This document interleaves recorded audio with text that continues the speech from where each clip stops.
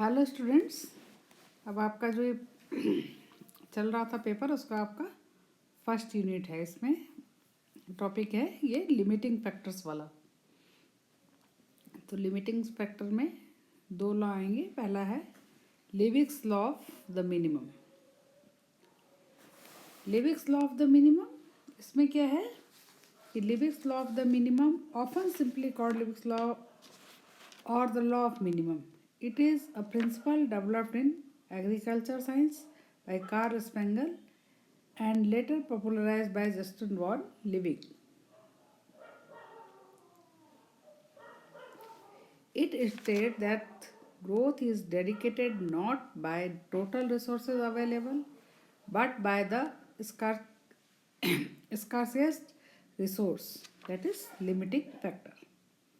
The law has also been applied to biological populations and ecosystem models for factors such as sunlight or mineral nutrients.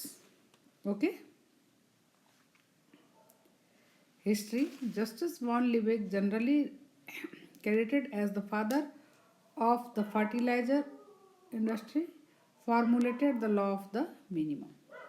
One crop nutrient is missing or deficient, plant growth will be poor even if the other elements are abundant. Liebig likens the potential of a crop to be a barrel with staves of unequal length. Application देखो, आपको ये क्या कह रहा है Liebig's law कि यदि कोई तत्व वातावरण में आवश्यकता से कम मात्रा में उपस्थित हो तो वह सीमाकारी हो जाता है, यानी लिमिटिंग फैक्टर की तरह काम करता है। इसके अनुसार पौधे की वृद्धि उन पोषक तत्वों पर निर्भर करती है जो कि आवश्यकता से कम मात्रा में उपस्थित हो। पौधों की वृद्धि उन कारकों से प्रभावित नहीं होती जो ज़्यादा मात्रा में आवश्यक होते हैं, अपितु उन पर निर्भर करती है जो कि बहुत मात्रा में उपस्थित होते हैं। फॉर एग्जाम्पल, जैसे धान की खेती के लिए बोरोन बहुत ज़रूरी होता है। ये एक माइक्रोन्यूट्रिएंट है, लेकिन अगर ये नहीं होगा, इसकी मात्रा अगर ज़रूरत से कम होगी तो वो फिर पुअर क्रॉप होगा, यानी उतना ज़्यादा ग्रोथ नहीं होगा। ठीक है, तो ये तो था जो न्यूट्रिएंट बहुत कम मात्रा में ज़रूरत होते हैं और वो आवश्यकता से कम है। लेकिन इसके बाद जो थोड़ा सा इसके लिविक लॉ को और आगे एक्सप्लेन किया गया, जिसको कि अपन मॉडर्न लिविक्स लॉ कहते हैं, कि उस लिविक ने क्या था, केवल इन पे ही काम किया था जो कि बहुत माइक्रोन्यूट्रिएंट्स से बहुत कम मात्रा में ज़रूरत थी जिनकी। लिविक ने उन तत्वों का ही वृद्धि पर प्रभाव का अध्ययन किया था जो पौधों को कम मात्रा में आवश्यक होते थे। लेकिन इसके बाद एक ब्लैकमैन नाम के साइंटिस्ट थे जिन्होंने रिसर्च करके बताया कि वृद्धि के लिए आवश्यक कारक जो ज़्यादा मात्रा में आवश्यक होते हैं एवं अधिक मात्रा में उपलब्ध होते हैं सीमाकारी हो सकते हैं, यानी लिमिटिंग फैक्टर हो सकते हैं। For example temperature, light, water, carbon dioxide, chlorophyll etcetera. Blackman ने इस लिमिटिंग फैक्टर के सिद्धांत को दूसरे सीमाकारी कारकों के साथ जोड़ा। आवश्यकता से कम मात्रा में उपस्थित होने पर कोई भी कारक सीमाकारी हो सकता है, यानी जैसे ये दूसरे फैक्टर्स बताए हैं ना, temperature, light, water, carbon dioxide, chlorophyll etcetera, ये क्या बहुत ज़्यादा मात्रा में उपस्थित होते हैं। लेकिन अगर ये आवश्यकता से कम है तो ये भी सीमाकारी हो सकते हैं, ये भी लिमिटिंग फैक्टर की तरह ही काम करेंगे। ऐसा नहीं है कि सिर्फ वही माइक्रोन्यूट्रिएंट जो कि बहुत कम मात्रा में ज़रूरी था और ज़रूरत से कम होने पर, जैसे कि धान के फसल में बताया बोरोन का एग्जाम्पल, तो ये जो अबंडेंट होते हैं वो भी सीमाकारी यानी लिमिटिंग फैक्टर की तरह से काम कर सकते हैं। इसका एप्लीकेशन देखिए। This concept was originally applied to plant और crop growth. It was found that increasing the amount of plentiful nutrients did not increase plant growth, है ना, कि अगर उसी न्यूट्रिएंट को बढ़ाते जाएंगे तो उससे प्लांट का ग्रोथ नहीं होगा।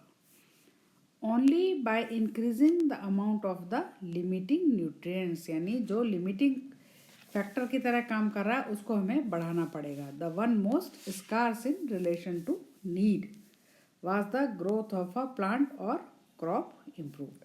इससे जो प्लांट या क्रॉप है उसकी ग्रोथ इम्प्रूव हो सकती है. Okay.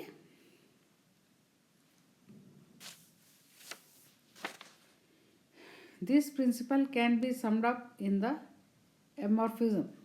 The availability of the most abundant nutrient in the soil is only as good as the availability of the least abundant nutrient in the soil. यानी जो बहुत ज़्यादा मात्रा में उपस्थित है वो उतना ही एज गुड एज है जितना कि जो लिस्ट अबंडेंट न्यूट्रिएंट है. A chain is only as strong as its weakest link. यानी कोई चेन अपने वीकेस्ट लिंक पर भी उतनी ही स्ट्रॉन्ग है. Now scientific application. Liebig's law has been extended to biological population and is commonly used in ecosystem modeling. The growth of an organism, such as a plant, may be dependent on a number of different factors such as sunlight or mineral nutrients. For example nitrate और phosphate. यानी किस तरह के micronutrients होते हैं. For example nitrate, phosphate, silica, कुछ भी हो सकता है इसमें. The availability of these may vary such that at any given time one is more limiting than the others.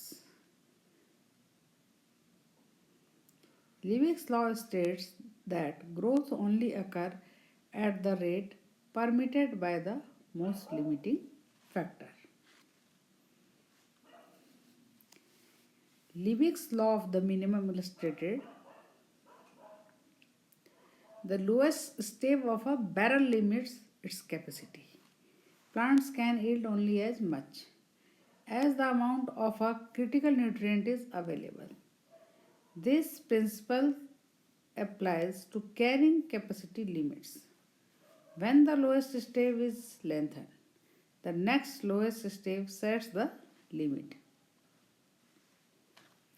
Liebig's law of the minimum, an example, growth of phytoplankton is dependent on the minimum amount of nutrient light present. Whatever is in shortest supply will limit growth. For example, nitrate, silica, phosphate or iron limitation, light limitation. If a nutrient is at low levels, it may be limiting growth. यानी इनमें से कोई भी अगर low level पे होगा तो growth limit हो जाएगी.